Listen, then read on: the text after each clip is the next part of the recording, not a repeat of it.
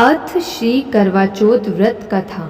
श्री गणेशाय नमः। एक साहूकार के 7 लड़के और एक लड़की थी।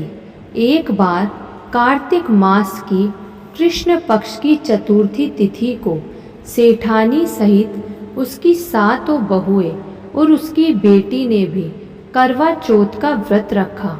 रात्रि के समय जब साहूकार के सभी लड़के भोजन करने बैठे तो उन्होंने अपनी बहन से भी भोजन कर लेने को कहा।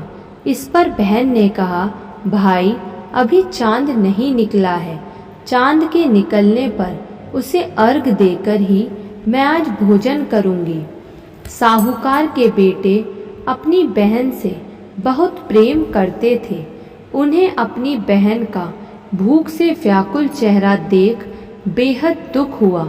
साहूकार के बेटे नगर के बाहर चले गए और वहाँ एक पेड़ पर चढ़कर अग्नि जला दी। घर वापस आकर उन्होंने अपनी बहन से कहा, देखो बहन, चांद निकल आया है, अब तुम उन्हें अर्घ देकर भोजन ग्रहण करो।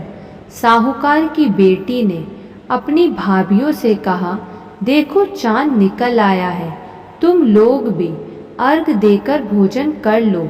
ननद की बातें सुनकर भाभियों ने कहा, बहन अभी चांद नहीं निकला है, तुम्हारे भाई धोखे से अग्नि जलाकर उसके प्रकाश को चांद के रूप में तुम्हें दिखा रहे हैं। साहूकार की बेटी अपनी भाभियों की बात को अनसुना करते हुए भाइयों द्वारा दिखाए गए चांद को अर्घ देकर भोजन कर लिया। इस प्रकार करवा चौथ का व्रत भंग करने के कारण विघ्नहर्ता भगवान श्री गणेश जी साहूकार की लड़की पर अप्रसन्न हो गए।